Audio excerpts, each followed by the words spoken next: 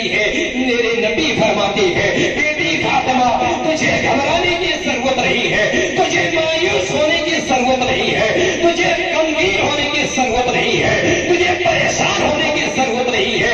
بیٹی تم اپنے بیٹوں کا حال جانتی نہیں ہو. تمہارے بیٹے کوئی عام بیٹے نہیں ہے, تیرے شہزادے کوئی عام شہزادے نہیں ہے, تیری اولاد کوئی عام اولاد نہیں ہے, تیرے بیٹے کوئی عام بیٹے نہیں ہے. وہ نوازے دوسرے کے ہوتے ہیں جنہیں چوٹ لگ جاتی ہے, وہ نوازے دوسروں کے ہوتے ہیں جنہیں کوئی پکڑ نہیں آتا ہے, وہ نوازے دوسرے ہوں گے جنہیں کوئی زخمی کر دے گا. یہ کسی شاہ کا نہیں, یہ سید الانبیاء ابھی بیٹھا کہ نوازے ان کی حفاظت کے لیے اللہ فرشتوں کو مقرر کر دیتا ہے. سبحان اللہ.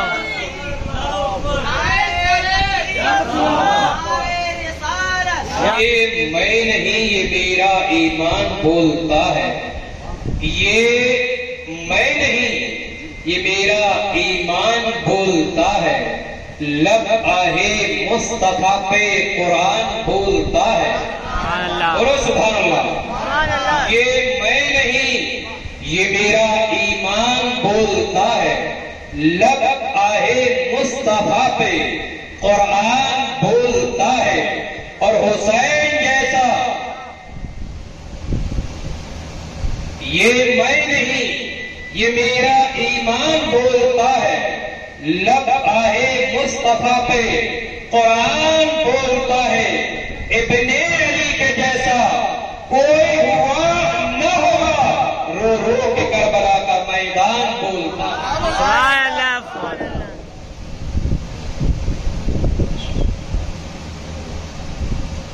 عزیزان محترم, عزیزان محترم, چھوٹی سی گفتگو ہوگی, بڑے غور سے سننا. پہلے میں آپ کو امام حسین کی عظمت بتانے کے بعد میدانی کربلا کا رخ کریں گے. اس وجہ سے ہمارے بیچارے اسلام پورہ سے 4-5 لڑکے آئے ہوئے ہیں. سہاس نگر میں اگر میرا بیان تھا, اتفاق کے بعد لائٹ چلی گئی, تو وہ بیان تو پونا گھنٹہ ہو گیا لیکن کربلا کا ذکر نہیں ہوا, اور انہوں نے کربلا کا ذکر سننا ہے تو بیچارے یہاں تک آئے گے. تو ہم یہ سوچ رہے ہیں کہ انشاءاللہ کربلا کا ذکر ضرور کریں گے. امام حسین رضی اللہ تعالی عنہ سب کو معلوم ہے کہ نبی کے نواسے ہیں, سب کو معلوم ہے کہ علی کے بیٹے ہیں, سب کو معلوم ہے سیدہ فاطمہ کی نوری نظر ہے. لیکن اللہ کے نزدیک حسین کا مقام کیا تھا؟ اللہ کے نزدیک حسین کا مقام کیا تھا؟ اللہ نے اپنے حبیب کے ذریعے سے ایک پیغام پہنچا دیا. اے میرے حبیب, اے میرے محبوب, اپنی امت میں اعلان کر دیجئے, اپنی امت میں اعلان کر دیجئے, لوگوں کو بتا دیجئے, اے لوگوں یہ میرے نواسے ہیں. رسول فرماتے ہیں اے لوگوں, اے میرے امتیوں, اے میرے کلمہ پڑھنے والوں, اے لوگوں تم ہمارے اوپر جان نثار کرنے والے ہو, اپنی جانوں کو قربان کرنے والے ہو, تو اے میری امتیوں سنو, یہ حسین میرا نواسا ہے, یہ حسین میرا بیٹا ہے, یہ وہ بیٹا ہے, یہ وہ نواسا ہے. برادران اسلام آقا فرماتے ہیں میری امتیوں یہ وہ حسین ہے کہ اگر اس حسین سے تم نے محبت کر لی, اس حسین سے تم نے پیار کر لیا, اس حسین سے تم نے لاڈ کر لیا, اس حسین کی تم نے عزت کر لی, اس حسین سے تم نے محبت کر لی, اس حسین سے تم نے تعلق رکھا, اس حسین کو تم نے سب کچھ مان لیا. اے لوگوں, اگر تم نے میرے بیٹے کو مان لیا, اگر تم نے میری نواسی کو مان لیا, اگر تم نے میرے بیٹے سے محبت کری, تو اے میرے امتیوں سنو, صرف تم نے میرے بیٹے سے نہیں, تم نے صرف میرے نواسے سے ہی نہیں بلکہ مجھ محمد رسول اللہ سے بھی محبت کر لی, مجھ محمد رسول اللہ سے بھی محبت کر لی ہے. اے میرے امتیوں, تم نے میرے نواسے محبت کری تو مجھ سے محبت کر لی. اور اے میرے امتیوں اگر تم نے مجھ سے محبت کر لی تو سمجھ لو تم نے تو اللہ تبارک و تعالیٰ سے محبت کر لی. عزیزان گرامی وقار یہ حضرت سیدنا امام حسین کا مقام ہے. یہ ان کا درجہ ہے کہ جس نے حسین سے محبت کری حضور فرماتے ہیں اس نے مجھ سے کری, اور جس نے مجھ سے کری تو سمجھ لو اس نے اللہ سے کری. لیکن دوسری بھی روایت ہے, دوسری روایت وہ کیا ہے؟ وہ یہ ہے کہ اللہ کے حبیب جناب محمد رسول اللہ صلی اللہ علیہ وسلم ارشاد فرماتے ہیں, ارشاد یہ ہوتا ہے کہ اے لوگوں یہ تو محبت جالی, یہ تو محبت جالی. اگر میرے نواسے سے جس نے نفرت کری, میرے نواسے سے جس نے عداوت رکھی, میرے نواسے سے جس نے دشمنی رکھی, تو اے لوگوں جس نے میرے نواسے سے دشمنی رکھی, جس نے نفرت کی, تو یہ سمجھ لو اس نے محمد رسول اللہ سے نفرت کری. اور جس نے محمد رسول اللہ سے نفرت کری تو یہ سمجھ لو اس نے رب کعبہ سے نفرت کری. اور جس نے رب کعبہ سے نفرت کری تو یہ سمجھ لو دنیا بھی خراب ہو گئی, آخرت بھی برباد ہو گئی. بلکہ روایت تو یہ ملتی ہے امام حسین کے تعلق سے کہ اگر حسین کا دشمن, اگر حسین کا دشمن, آپ نے سنا ہوگا نا کہ جو بھی حج کرنے جاتے ہیں, حج کرنے, اب جب حج کر لیتے ہیں, حج کر کے آ جاتے ہیں تو تمام گناہ مٹ جاتے ہیں. معلوم ہے نا بھائی, اتنا تو سنا ہو کہ حج کر گئے بولے حاجی ہو گئے, بولے یہ بخش گئے. اور حدیث بھی ہے, حضور نے فرمایا کہ حاجی بخشا ہوا ہوتا ہے, حاجی بخشا ہوا ہوتا ہے. اے لوگوں تم اپنے لیے حاجیوں سے دعا کرواؤ. حضور نے فرمایا اے لوگوں تم اپنے لیے حاجیوں سے دعا کرواؤ, اس لیے کہ وہ بخشا ہوا ہے. حاجی جس کے لیے دعا کر دے اللہ اس کو بھی بخش دے گا. لیکن اے لوگوں اگر کوئی حاجی حسین کا دشمن ہے, بڑے غور سنیے گا, اے لوگوں اگر کوئی حاجی حسین کا دشمن ہے, حسین کا, پھر وہ خانہ کعبہ کے اندر بھی مر جائے. کہاں مر جائے؟ خانہ کعبہ کے اندر بھی مر جائے, اور اس حالت میں مرے کہ وہ روزہ سے بھی ہو, اس حالت میں مرا کہ روزہ سے بھی ہے, اس حالت میں مرا کہ نماز پڑھتے ہوئے مرا. پہلا تو یہ کہ خانہ کعبہ کے اندر ہے, دوسرا یہ کہ روزے سے ہے, تیسرا یہ کہ نماز پڑھتے ہوئے مر رہا ہے. مصطفیٰ فرماتے ہیں اگر حسین کا دشمن ہے تو فی ناری جہنم خالدن فیہا, وہ ہمیشہ ہمیشہ یہ جہنمی ہو. حسین کا دشمن جنتی تو ہو ہی نہیں سکتا, حضور فرماتے ہیں وہ تو جہنمی. اب اس سے اندازہ لگانے کہ امام حسین کی عظمت کیا ہوگی, امام حسن کی عظمت کیا ہوگی کہ ان کا دشمن جہنم میں. ایک چھوٹی سی روایت پیش کر رہا ہوں, اس کو سن لو, پھر کربلا کا میدان. عزیزان محترم, عزیزان محترم,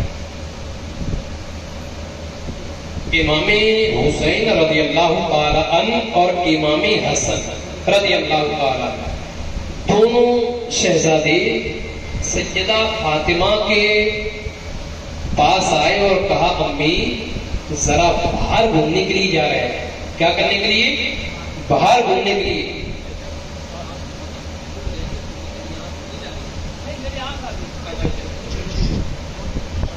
کہا بولے کہ باہر گھومنے آئے. سیدہ فاطمہ نے کہا ٹھیک ہے لے آؤ. اب امام حسن حسین باہر گھومنے کے لیے نکلے. محلے کا کوئی بچہ ہو نا, کوئی بچہ خوبصورت ہو تو سبھی لوگ اٹھا لیتے پیار سے, اس کو کھلانے لگتے ہیں, اس سے لاڈ کرنے لگتے ہیں. اب حسن و حسین کا عالم کیا ہوا؟ مولانا غلام صبر صاحب نے کہا نا کہ حسن یوسف کو دیکھ کر مصر کی عورتوں نے انگلی کاٹی, مصر کی عورتوں نے.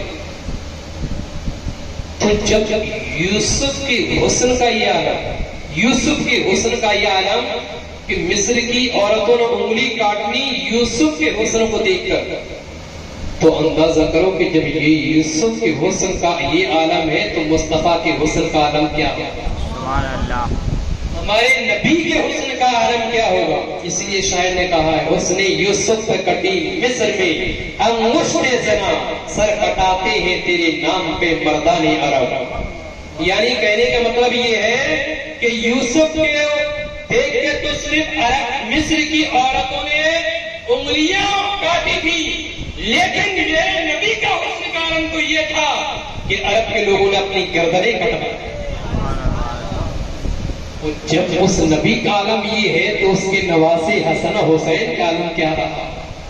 بڑے حسین و جمیل تھے، بڑے خوبصورت تھے. اور عالم تو یہ تھا اکبر بھائی کہ جب گھر سے حسن و حسین نکلتے تھے تو ان کی حفاظت کے لیے اللہ فرشتوں کو مقرر کر دیتا. سبحان اللہ. ان کی حفاظت کے لیے اللہ فرشتوں کو مقرر کر دیتا تھا. فرشتوں کو کہ اے میرے فرشتوں میرے نبی کے نواسے، اے میرے فرشتوں میرے نبی کے نواسے گھر سے باہر نکل گئے ہیں، ان کی حفاظت میں لگ جاؤ. اللہ اکبر.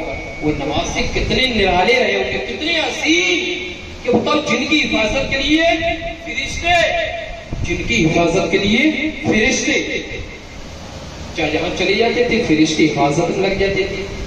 لیکن اس دن کا معاملہ تو یہ ہوا تھا کہ چلے گئے، دوپہر ہو گئی، حسن و حسین کا کوئی پتہ نہیں. سیدہ فاطمہ زہرا پریشان ہو گئی کہ حسن و حسین آج کیوں نہیں آئے. اب ظاہر سی چھوٹے چھوٹے بچے اگر جائیں، چھوٹے سے بچے اگر گھر سے چلے جائیں تو فکر مند ہونا ہی ہے. سیدہ بہت فکر مند ہوئی، بہت زیادہ فکر مند ہوئی.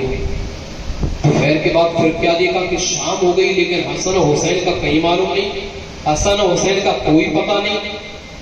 جب شام ہو گئی تو حضرت سیدہ فاطمہ زہرا رونے لگی. ان کی آنکھوں سے آنسو جاری ہو گئے اور روتی ہے، بلکتی ہے، اللہ سے دعا کرتی ہے میرے پروردگار میرے بیٹوں کی اللہ تو حفاظت عطا فرما، میرے مولا میرے شہزادے جہاں بھی ہو اللہ تو ان کی حفاظت فرمانا. تاریخ یہ کہتی ہے کہ جب امام حسن حسین شام تک نہیں آئے، جب سیدہ رونے لگی تو فوراً ایک عورت رسول کائنات کے پاس جاتی ہے اور یہ کہتی ہے یا رسول اللہ آج سیدہ فاطمہ رو رہی ہے، یا رسول اللہ آپ کی بیٹی فاطمہ رو رہی ہے. تاریخ یہ کہتی ہے آقا کریم فوراً چل دیتے ہیں اور آتے ہیں گھر، کیا دیکھتے ہیں کہ سیدہ فاطمہ رو رہی ہے. آج سیدہ فاطمہ رو رہی ہے، نبی کی بیٹی رو رہی ہے، علی کی بیٹی رو رہی ہے، علی کی بیوی رو رہی ہے، نبی کی بیٹی رو رہی ہے، حسن حسین کی ماں رو رہی ہے. تاریخ یہ کہتی ہے حضرت نبی پاک نے فرمایا اے بیٹی تم کیوں رو رہی ہو، اے فاطمہ تم کیوں رو رہی ہو. تو سیدہ فاطمہ عرض کرتی ہے ابا حضور آج حسن و حسین غائب ہو چکی ہے، آج حسن و حسین گم ہو چکی ہے. ابا حضور صبح سے حسن و حسین نکلے ہیں، دوپہر ہو گئی میں نے انتظار کیا ہے، دوپہر ڈھل گئی میں نے انتظار کیا ہے، شام ہو گئی میں نے انتظار کیا ہے. لیکن ابا حضور اب تو رات ہونے جا رہی ہے، رات کا وقت قریب آ رہا ہے، حسن و حسین کا کہیں پتہ نہیں ہے، حسن و حسین گم ہو چکی ہے. ابا حضور یہ بتا دے کہیں حسن و حسین کو کوئی چوٹ تو نہیں لگ گئی ہے، کیا حسن و حسین کو کوئی پکڑ تو نہیں لے گیا ہے، کہیں حسن و حسین کوئی مصیبت میں گرفتار تو نہیں ہو چکے ہیں. تاریخ یہ کہتی ہے سیدہ رو رہی ہے، اپنے آنسوؤں کو بہا رہی ہے، بارگاہ الہی میں دعا بھی کر رہی تھی، رسول کائنات کی بارگاہ میں فریاد بھی کر رہی تھی. ابا حضور شہزادے کہاں ہے، شہزادوں کا پتہ لگا لیجیے. ابا حضور اگر شہزادے نہیں ملے تو سیدہ وقت آنے سے پہلے یہ دنیا سے فنا ہو جائے گی. تاریخ یہ کہتی ہے میرے نبی فرماتی ہے بیٹی فاطمہ تجھے گھبرانے کی ضرورت نہیں ہے، تجھے مایوس ہونے کی ضرورت نہیں ہے، تجھے غمگین ہونے کی ضرورت نہیں ہے، تجھے پریشان ہونے کی ضرورت نہیں ہے. بیٹی تم اپنے بیٹوں کا حال جانتی رہی ہو، تمہارے بیٹے کوئی عام بیٹے نہیں ہے، تیرے شہزادے کوئی عام شہزادے نہیں ہے، تیری اولاد کوئی عام اولاد نہیں ہے، تیرے بیٹے کوئی اور بیٹے نہیں ہے، وہ نوازیں دوسرے کے ہوتے ہیں، جنہیں چوٹ لگ جاتی ہے وہ نوازیں دوسروں کے ہوتی ہے، جنہیں کوئی پکڑ نہیں آتا ہے وہ نوازیں دوسرے ہوں گے، جنہیں کوئی زخمی کر دے گا یہ کسی یار کا نہیں، یہ سید الانبیاء ابھی بیٹھا کے لیے اللہ فرشتوں کو مقرر کر دیتا ہے۔ سبحان اللہ،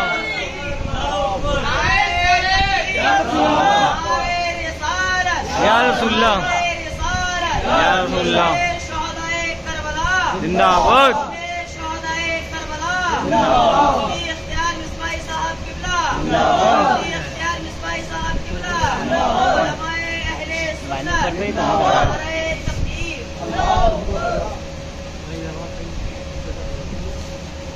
عزیزان گرامی وقار، آقائے کریم فرماتے ہیں سیدہ طاہرہ فاطمہ الزہرا، تم اپنے بیٹوں کا عالم نہیں جانتی ہو، تم اپنے بیٹوں کا اتہاس نہیں جانتے ہو، تم نے اپنے بیٹوں کی تاریخ نہیں پڑھی ہے۔ بیٹی، یہ تیرے بیٹی کوئی عام بیٹی نہیں ہے، بیٹی یہ دنیا کے اندر یہ زخمی ہونے نہیں آئے ہیں، یہ تو اتہاس بنانے کے لیے آئے ہیں، یہ تو اتہاس کے پنوں پر اپنا نام لکھوانے کے لیے آئے ہیں۔ بیٹی، ایک بیٹا تیرا وہ ہوگا کہ جب مسلمانوں کے درمیان جنگ ہو رہی ہوگی، جب ہزاروں مسلمان مرنے کے لیے تیار ہوں گے، جب آپس میں ہزاروں لوگ زخمی ہونے کے لیے تیار ہوں گے، مرنے کے لیے تیار ہوں گے، تیرا ایک بیٹا جس کا نام حسن ہے وہ اس درمیان صلح کروائے گا اور مسلمانوں کو بچائے گا۔ سبحان اللہ، ایک بیٹا تیرا مسلمانوں کو بچائے گا تو دوسرا بیٹا تیرا حسین اصل دین کو بچائے گا۔ ایک بیٹا مسلمان کو بچائے گا تو دوسرا بیٹا جو اپنے تیرے نبی کو دیا ہے اسی دین کو تیرا بیٹا حسین میدان کربلا میں بچائے گا۔ بیٹا سن، اگر تجھے اپنے بیٹے کا اتہاس معلوم کرنا ہے تو بیٹا فاطمہ ٹھہر جا۔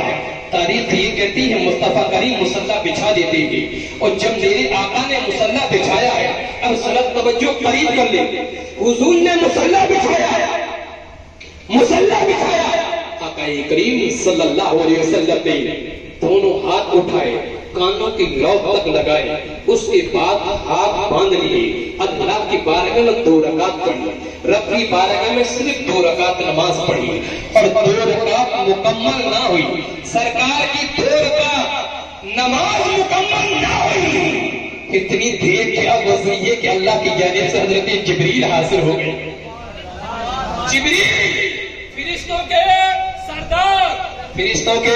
سردار حضرت جبریل حاضر ہو گئے۔ یا رسول اللہ یاد کیا، یا رسول اللہ یاد کیا؟ سرکار نے فرمایا جبریل یہ بتاؤ حسن و حسین کہاں ہے؟ پورے سبحان اللہ، حسن و حسین کہاں ہے؟ کہا یا رسول اللہ حسن و حسین کی فکر نہ کریں، حسن و حسین بالکل محفوظ ہے، حسن و حسین بالکل سلامت ہے۔ یا رسول اللہ حسن و حسین کی فکر نہ کریں، حسن و حسین کی فکر نہ کرا کرے۔ یا رسول اللہ جس طریقے سے حسن و حسین سے آپ کو پیار ہے اس سے کئی گنا پیار تو حسن و حسین سے اللہ کو ہے، سبحان اللہ، رب کو پیار ہے۔ یا رسول اللہ جب ایک عام عورت آپ کی بیٹی اپنے بیٹوں سے اتنا محبت کرتی ہے کہ آنسوؤں کو بہا رہی ہے، یا رسول اللہ جن بیٹوں کے لیے، جن نوازوں کے لیے آپ کے آنسو نکلے، تو اندازہ کرو کہ جس بیٹے کو اللہ نے پیدا ہی اسی لیے کیا ہو تو وہ رب حسن و حسین کو کتنا چاہتا ہے، اور رب حسن و حسین سے کیا محبت کرتا ہوگا۔ یا رسول اللہ آپ حسن و حسین کے لیے بے قرار ہے، وہ تو فلاں باغ میں یہ باؤنڈری پہ حسن و حسین بیٹھے ہوئے ہیں، وہ سو رہے ہیں۔ ایک باغ میں ایک باؤنڈری لگی ہوئی ہے، حسن و حسین ایک دوسرے سے گلے لگے ہوئے ہیں اور دونوں سو رہے ہیں۔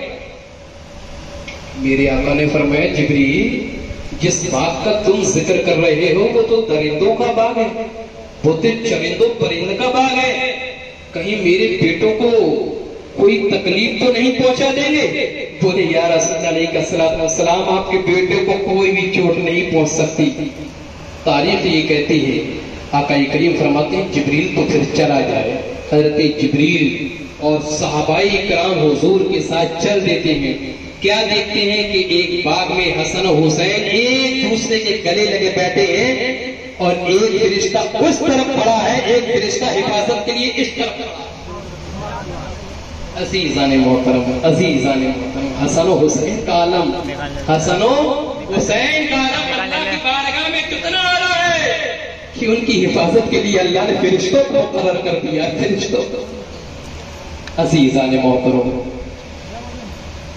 جب یہی حسن و حسین رضی اللہ تعالیٰ عنہ کا وقت آتا ہے، امام حسین رضی اللہ تعالیٰ عنہ کو جب معلوم ہوتا ہے کہ بھئی اب یہ یزید سر اٹھانے والا ہے، اب یہ یزید سر اٹھانے والا ہے، یزید یہ اسلام کو بدنام کرنے والا ہے، یزید یہ اسلام کو لوگوں کو غلط طریقے سے بتانے والا ہے، تب حضرت سیدنا امام حسین مدینہ کی سرزمین سے کھڑے ہو گئے۔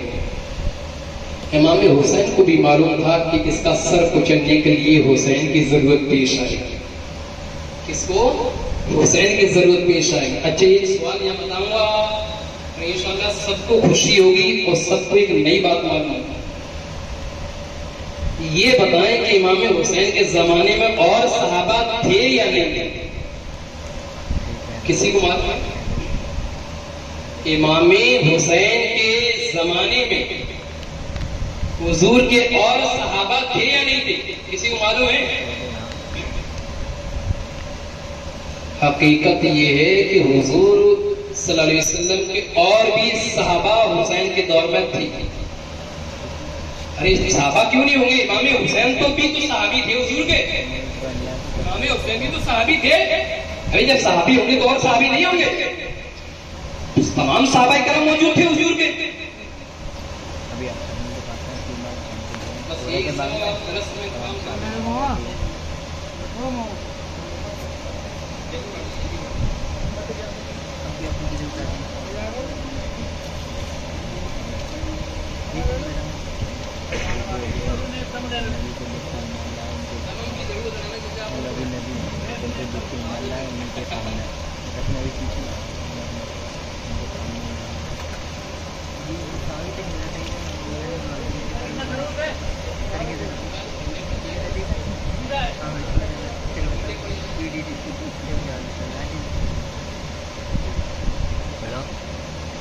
عزیزان محترم، ایک بار درود شریف پڑھیں۔ اللہم صلی اللہ علیہ وسلم سیدنا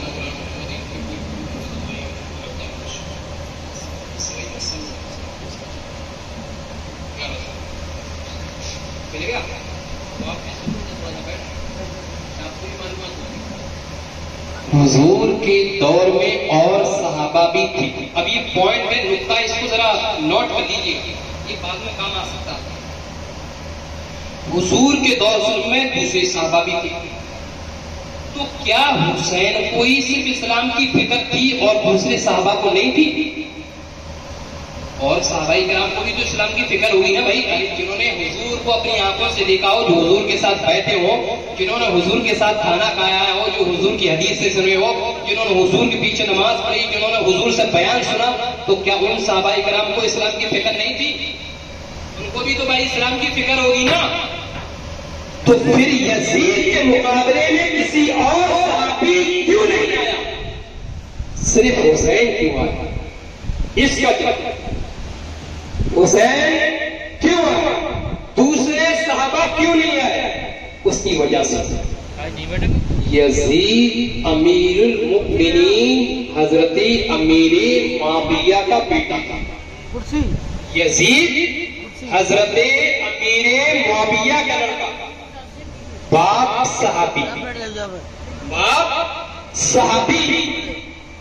یزید کے جو والد تھے امیر معاویہ صحابی، حضور کے صحابی، کاتب وحی، یعنی اللہ کی جانب سے جو حضور کے پاس پیغام آتا تھا، حضور امیر معاویہ سے لکھواتے تھے، اتنے قریبی حضور کے صحابی امیر معاویہ، ان کی اولاد یزید کی پھوپھی صحابیہ،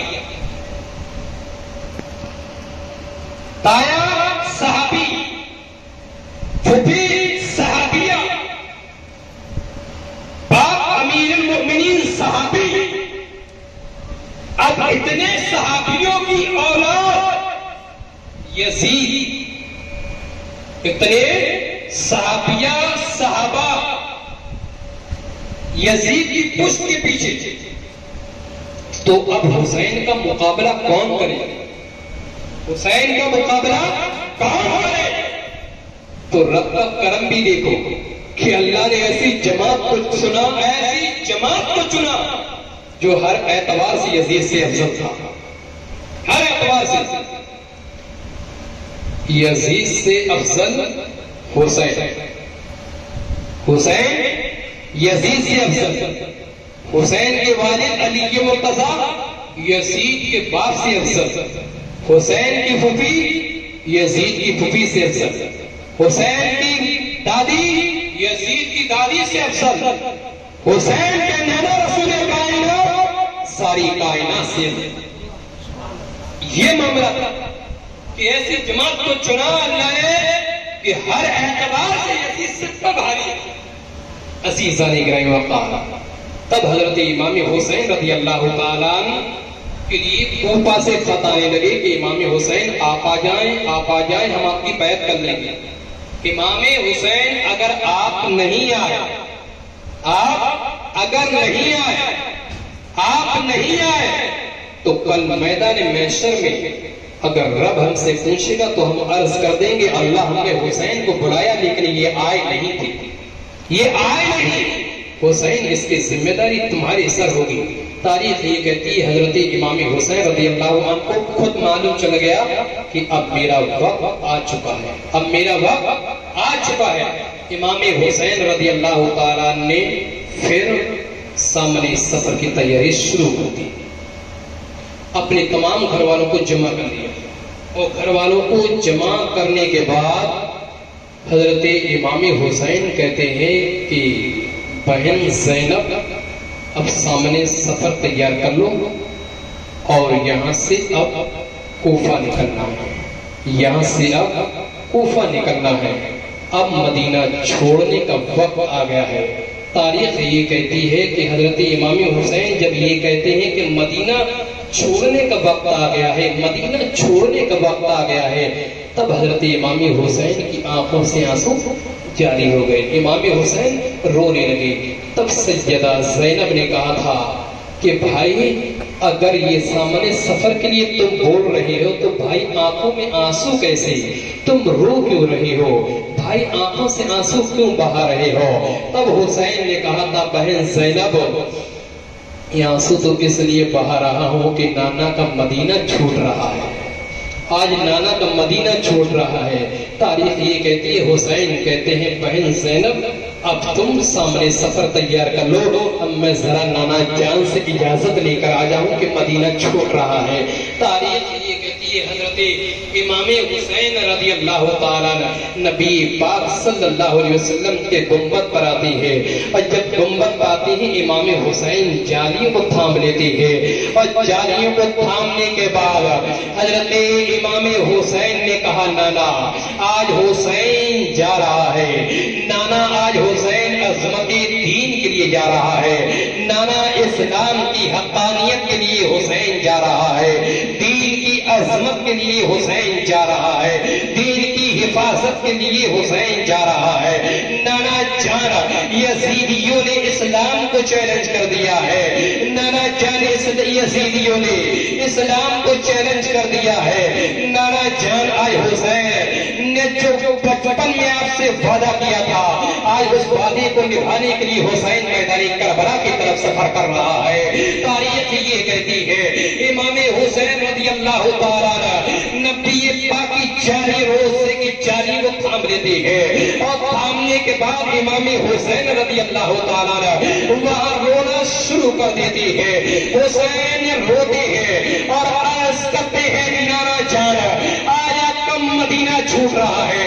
या रसूल अल्लाह अलैहिस्सलातु वस्सलाम, हुसैन को मालूम है कि हुसैन का वक्त आ चुका है, हुसैन को मालूम है कि हुसैन को अपने परिवार को लेकर मैदान करबला की तरफ हुसैन को सफर करना है। लेकिन या रसूल अल्लाह, हुसैन करबला के मैदान से घबराने वाले का नाम नहीं है, हुसैन मैदान करबला से डरने वाले का नाम नहीं है, हुसैन उसका नाम नहीं है कि जो यजीदियत से डर जाए। नाना, आज मैं आंसू इसलिए बहा रहा हूं कि आपका गुंबद छूट रहा है, आज आपका रोजा छूट रहा है। नाना चार, आज आपका रोजा छूट रहा है, आज उस रोजे से दूर जा रहे हैं जिन रोजे के पास हम खेला करते थे। या रसूल अल्लाह, ये तो रोजा है, ये आपका गुंबद है कि रोजाना यहाँ हम हाजिरी दिया करते थे। या रसूल अल्लाह, आपका तो गुंबद था कि जब हम सुबह सवेरे फजर के बाद आपके गुंबद पर आया करते थे, जब आपका सलाम पेश किया करते थे तो आप गुंबद कजरा से जवाब दे दिया करते थे। अज़ीज़ान गिरामी वक़ार हज़रत इमाम हुसैन कहते हैं नाना, लेकिन यज़ीदी ने तो इस्लाम को चैलेंज कर दिया है, अब इस हुसैन को जाना होगा।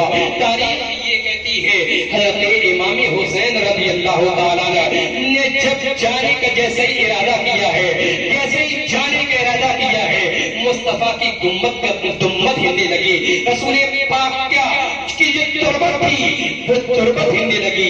तारीख ये कहती है रसूल पाक ये कहने वाले थे, आलम में तसव्वुर में किसी ने पूछा कि रसूल पाक का तुरबत क्यों हिल रही थी, रसूल पाक का मज़ार क्यों हिल रहा था, वो जालियां क्यों हिल रही थी, तो आलम में तसव्वुर में जवाब ये आएगा, यानी रसूल कायनात हुसैन से ये कह रहे थे, ए हुसैन तुझे परेशान होने की जरूरत नहीं है, मैदान करबला की तरफ तू अपना कदम बढ़ा, मैदान करबला में तू अकेला नहीं होगा, तेरी मां फातिमा भी होगी, तेरा बाबा शेर भी मौजूद होगा और हबीबी परवरदिगार भी मौजूद होगा।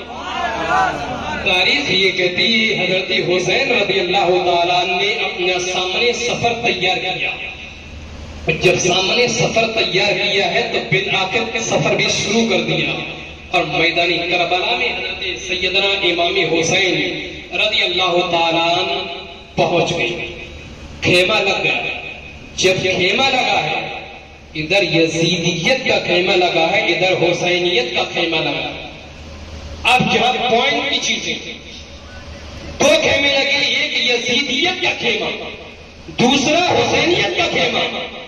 तारीख ये कहती है कि जब नमाज का वक्त आया, सबसे पहले जो इमाम हुसैन को गिरफ्तार करने के लिए आया, सबसे पहले जो इमाम हुसैन को पकड़ने के लिए आया था, उसका नाम था हुर।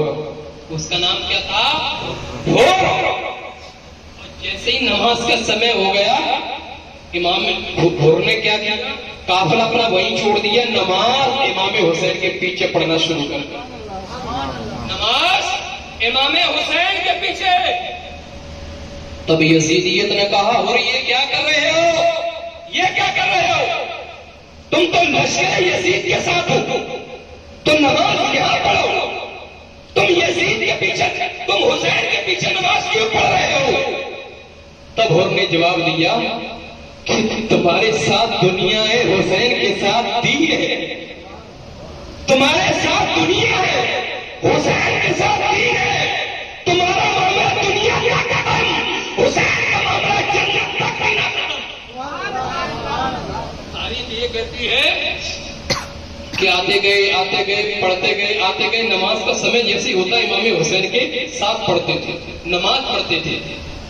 फिर क्या हुआ, इमाम हुसैन से ऐसी मोहब्बत हुई, कहा हुसैन आपकी अजमतें तो पहले ही मालूम था, मैं आपको कत्ल करने के लिए नहीं आया था, सिर्फ पकड़ने के लिए आया था, लेकिन अब वो भी कैंसिल।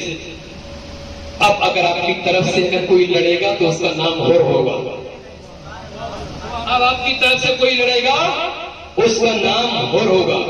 तारीख ये कहती है इमाम हुसैन रज़ी अल्लाह ताला मैदान करबला में आने के बाद लोगों को समझाया कि ऐ लोगों, तुम भी मुस्लिम हो, हम भी मुस्लिम हैं, تم بھی میرے نانا کا کلمہ پڑھتے ہو، میں بھی اپنے نانا کا کلمہ پڑھتا ہوں، لہذا ہمارا قتل کرنے کا ارادہ مت کرنا، ہم پہ وار مت کرنا، ہم کوئی عام لوگ نہیں ہیں، ہم علی مرتضیٰ کے بیٹے ہیں، ہم کوئی عام نہیں ہیں، ہم رسول کائنات کے نواسے ہیں، ہماری رگوں میں تمہاری نبی کا خون بہ رہا ہے، اس خون کا لحاظ رکھنا۔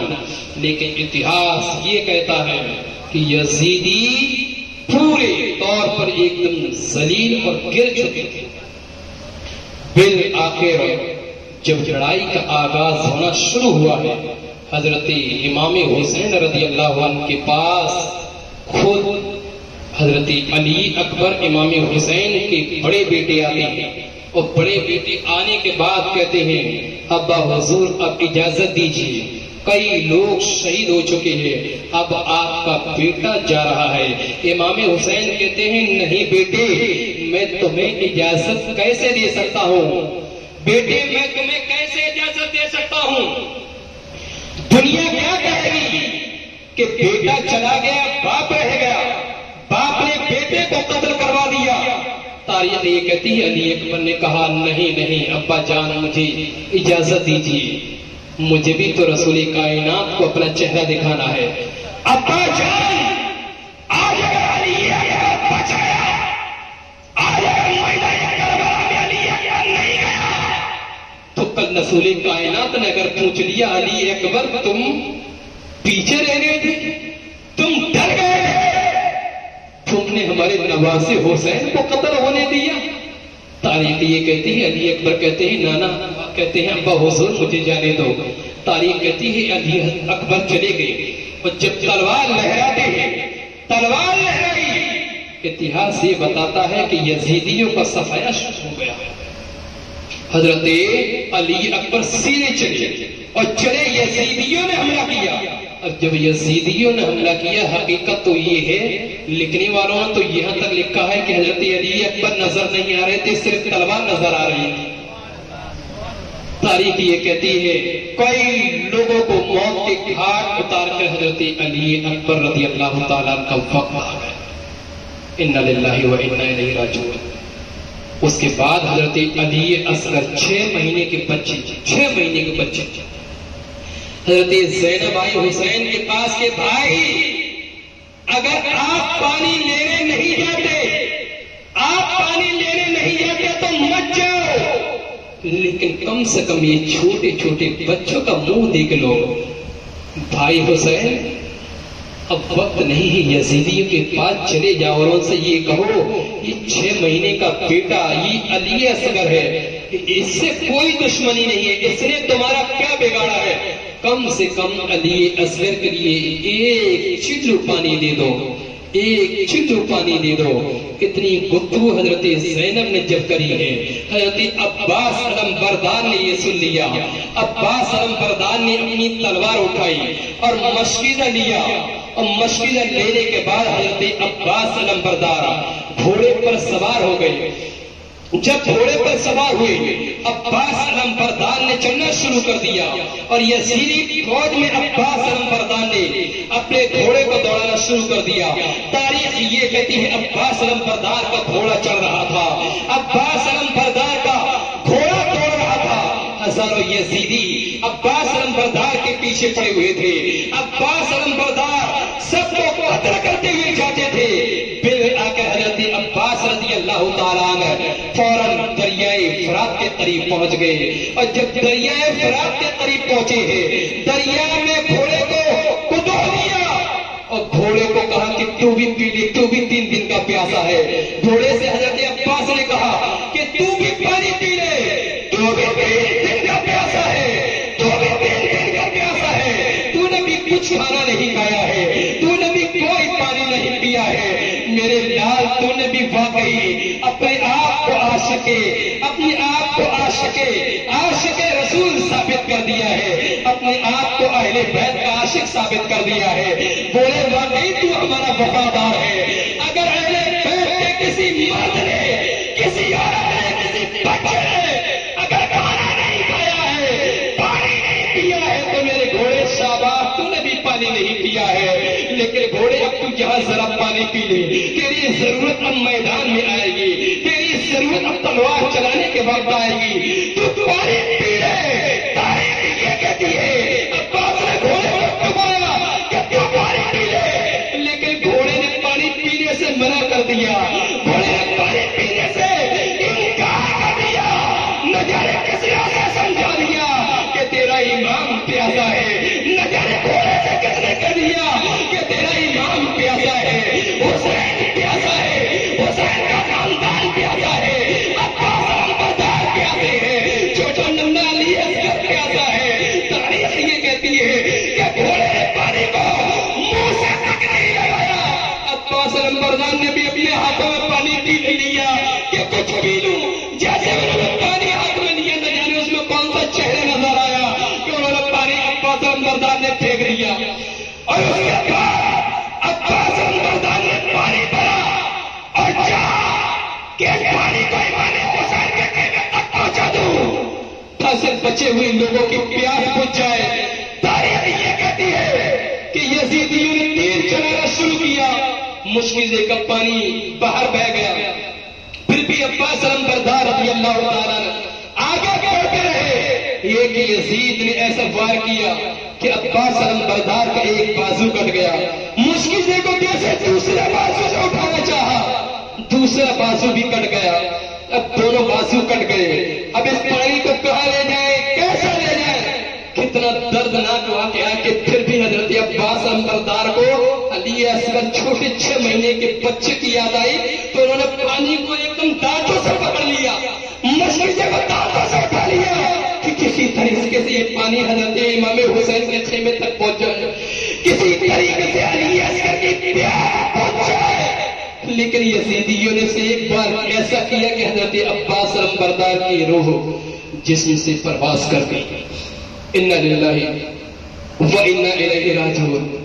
اب حضرت زینب نے حسین سے کہا بھائی اگر آپ پانی لینے نہیں جاتے تو مت جاؤ، لیکن یہ علی اصغر کا حال اب مجھ سے دیکھا نہیں جاتا، علی اصغر کی پیاس نہیں دیکھی جاتی، اس کے آنسو نہیں دیکھے جاتے، اس کا چہرہ نہیں دیکھا جاتا، کم سے کم بھائی اپنے لیے اگر پانی نہ لا سکو تو نہ صحیح، اگر زینب کے لیے پانی کی ضرورت پیش آئے نہ لاؤ، کسی اور سب کو پانی کی ضرورت پیش آئے تو پانی نہ لاؤ، لیکن یہ علی اصغر یہ چہرے کا بچہ کم سے کم علی اصغر کے لیے چلو پانی لے لو۔ تاریخ یہ کہتی ہے کہ امام حسین نے علی اصغر کو لیا اور یزیدیوں کے سامنے آئے اور یہ کہا یزیدیوں جھگڑا مجھ سے ہے، لڑائی مجھ سے ہے، لیکن یہ چھوٹے سے پتھر نہیں دیا، کم سے کم علی اصغر کے لیے چلو پانی دے دو۔ اگر تم نے ایک چلو پانی اس بچے کے لیے دے دیا تو میدان محشر میں اپنے نانا سے تمہیں کوثر کا جام پلوا دیں گے۔ تاریخ یہ کہتی ہے امام حسین سے یزیدی کہتے ہیں کہ حسین کیا کر رہے ہو، اب بچوں کو آگے کر رہے ہو۔ تاریخ یہ کہتی ہے کہ امام حسین رضی اللہ تعالیٰ نے علی اصغر کو ہاتھ میں لیا، یزیدی نے تیر چلایا اور علی اصغر رضی اللہ تعالیٰ کے حلق میں وہ تیر پیوست ہو گیا، تیر پیوست ہو گیا، تیر ادھر نکل گیا، روح جسم سے پرواز کر گئی۔ انا للہ و انا الیہ راجعون۔ حضرت علی اصغر کی گردن سے جیسے ہی خون بہا، جیسے ہی خون نکلا، حضرت امام حسین نے ہاتھ میں لے لیا، علی اصغر کے خون کو ہاتھ میں لے لیا، خون کو ہاتھ میں لے لیا، عربی تصور میں لڑنے جانے کا جواب آیا، اے حسین یہ خون تم نے ہاتھ میں لے لیا تو اچھا کیا، اگر علی اصغر کی ایک بوند خون کی اگر زمین پر گر جاتی تو دنیا کو میرے عذاب سے کوئی نہیں بچا سکتا۔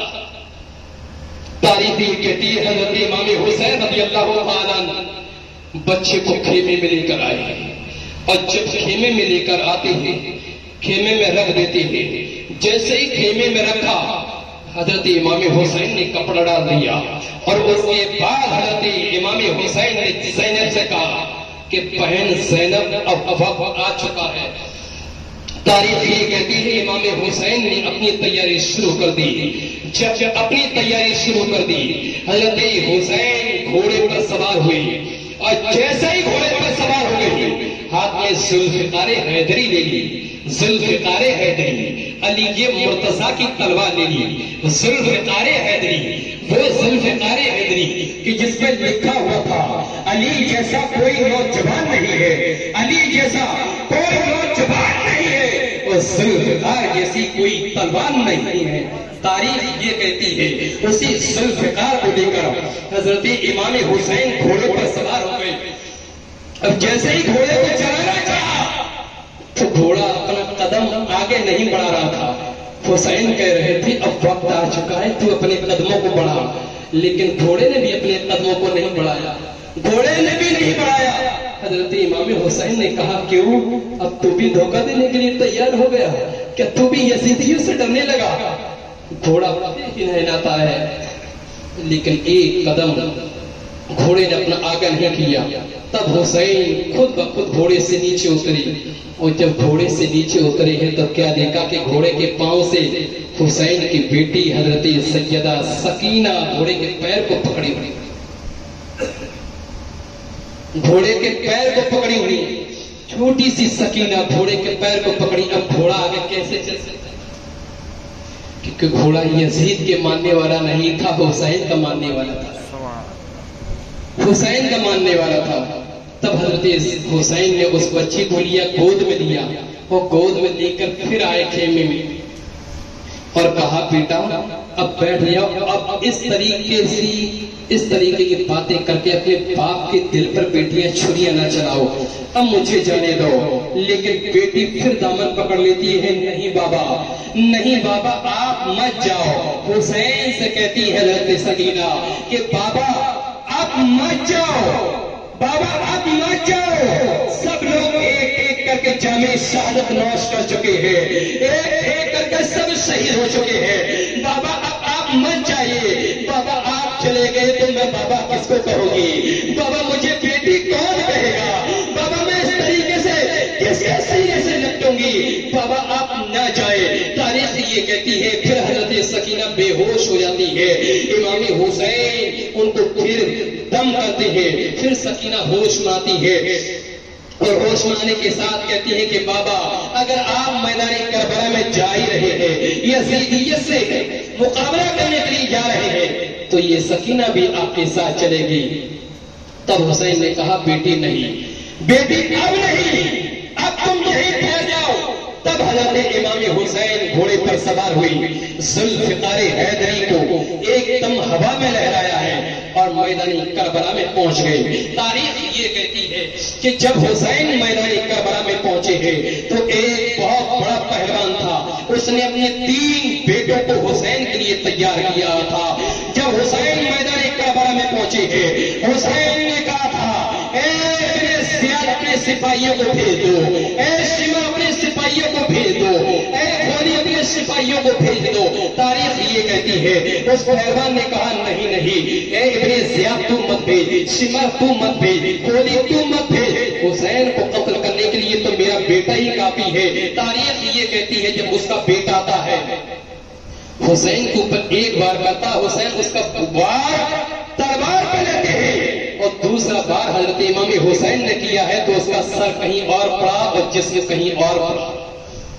پھر حضرت امام حسین کے مقابلے میں دوسرا آیا، جب دوسرا آیا تو بھی جہنم میں، تیسرا آیا تو بھی جہنم میں۔ جب ایک ایک کر کے سب مرتے گئے تو اور لوگ بھی آ گئے، اور لوگ بھی آ گئے اور امام حسین کا مقابلہ کرنے لگے۔ تاریخ یہ کہتی ایک ایک کر کے سب اب روتے جا رہے تھے۔ تب ابن زیاد نے کہا تھا کہ اے غوری تجھے کیا ہو گیا ہے؟ تو کس چیز کا انتظار کر رہا ہے؟ حسین کے باپ کی تاریخ تو نے نہیں پڑھی ہے؟ کیا حسین کے باپ علی کا اتہاس تو نے نہیں پڑھا ہے؟ اس کے باپ کے مقابلے میں ہزاروں دشمن تھے، تو ہزاروں دشمن کا مقابلہ کرنے کے لیے حسین کا باپ باقی علی اکیلے ہی کافی ہوتا تھا۔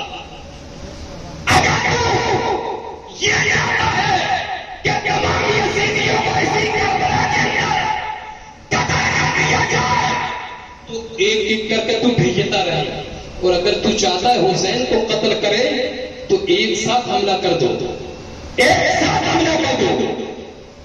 تب ابن زیاد نے کہا، ابن شبر نے کہا کہ ابن زیاد ایسا کیوں کہہ رہے ہو، کیا وجہ ہے؟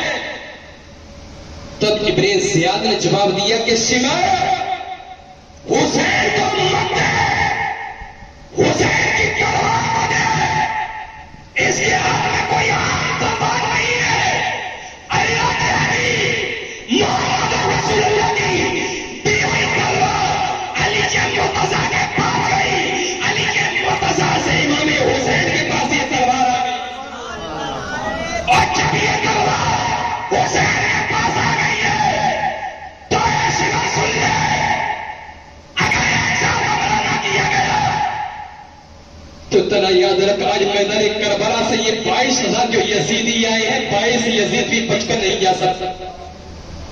تاریخ یہ کہتی ہے ایک بار یہ سب نے امام حسین کے پاس حملہ کر دیا، اور جب حملہ کرا حسین کے اوپر، تاریخ یہ کہتی ہے امام حسین رضی اللہ تعالیٰ کی بھی تلوار چلنا شروع ہو گئی، ادھر یزیدی تلوار، ادھر حسینی تلوار، برابر تلواریں چل رہی تھی، یزیدی سوچ رہے تھے کہ تلوار کو حسین کو دے رہے ہیں، لیکن حسین کو یہ تلوار کیوں نہیں لگ رہی ہے؟ ارے اس حسین کو تلوار کیا لگے جو نبی کا نور ہو، جو علی کا بیٹا ہو، جو شیر خدا کا لٹے جگر ہو، جس کے ہاتھ میں سرخ کرے نہیں ہو، اس کو کوئی تلوار کیسے چھو سکتی ہے؟ زمین بھی تائید میں ہے، آسمان بھی حمایت میں ہے۔ تاریخ یہ کہتی ہے جب حضرت امام حسین نے جب تلوار چلائی ہے تو ایسا محسوس ہوتا تھا کہ نبی حسین کے لیے دعا کر رہے ہیں، ایسا محسوس ہوتا نبی حسین کے لیے دعا کر رہے ہیں، ایسا محسوس ہوتا سیدہ دعا کر رہی ہے، ایسا محسوس ہوتا حسین کے بازوؤں میں علی کے مرتضیٰ کی بھی طاقت شامل ہو گئی ہے۔ تاریخ یہ کہتی ہے کہ امام حسین نے میسرہ پر حملہ کیا ہے، میسرہ ساتھ ہو گیا، میمنہ پر حملہ کیا ہے، میمنہ ساتھ ہو گیا، اب تو یزیدی پریشان، یزیدی پریشان، اس کو قتل کیسا کرنا چاہیے، اس کو قتل کیسا کیا جائے؟ ارے وہ تلوار جس سے لاشیں نہ روک سکی، وہ تلوار جسے علی اکبر کی جوانی نہ روک سکی، وہ تلوار جسے قاسم کا لہو نہ روک سکا، وہ تلوار جسے علی اکبر کی ماں نہ روک سکی، اس تلوار کو کوئی روک نہیں سکتا۔ زمین بھی تاریخ میں ہے، آسمان بھی حمایت میں ہے، اس تلوار کو کوئی روک نہیں سکتا، لیکن وہ تلوار رک گئی، وہ تلوار رک گئی، بھوک سے نہیں، پیاس سے نہیں رکی تھی، علی اکبر کے قتل ہونے سے نہیں رکی تھی، عباس عباس چلے گئے تھے اس وجہ سے نہیں رکی تھی، علی اکبر چلے گئے اس وجہ سے نہیں رکی تھی، عباس چلے گئے اس وجہ سے نہیں رکی تھی، قاسم چلے گئے اس وجہ سے نہیں رکی تھی، 6 مہینے کا بیٹا علی اصغر چلا گیا تھا اس وجہ سے نہیں رکی تھی، وہ تلوار تو اس لیے رک گئی تھی کہ نماز کا ٹائم ہو گیا، وہ تلوار اس لیے رک گئی کہ نماز کا ٹائم ہو گیا، نماز کا وقت ہو گیا، تو نماز کے وقت بھی حسین نے تلوار کو روک دی، یزیدیوں کی وجہ سے نہیں، نماز کی وجہ سے، اور حسین نے میدان کربلا سے ایک پیغام دے دیا، ایک سندیش دے دیا، اے میرے غلاموں، اے میرے نانا کی امتیوں، کتنی بھی پریشانی آ جائے نمازوں کو مت چھوڑنا، قرآن پاک کو تم مت چھوڑنا، نعرہ تکبیر، نعرہ تکبیر، نعرہ تکبیر، نہ تو تم نمازوں کو چھوڑنا، نہ تم قرآن کو چھوڑنا، کیونکہ میرے آقا نے فرمایا اے میرے امتیوں، تم نہ تو نمازوں کو چھوڑنا، نہ قرآن کو چھوڑنا، اور نہ میرے اہل بیت کو چھوڑنا۔ پریشانی آ جائے تو قرآن کی تلاوت کر لینا، پریشانی آ جائے تو اللہ کے سامنے سجدہ ریز ہو جانا، پریشانی آ جائے تو اہل بیت کا دامن تھام لینا۔ حسین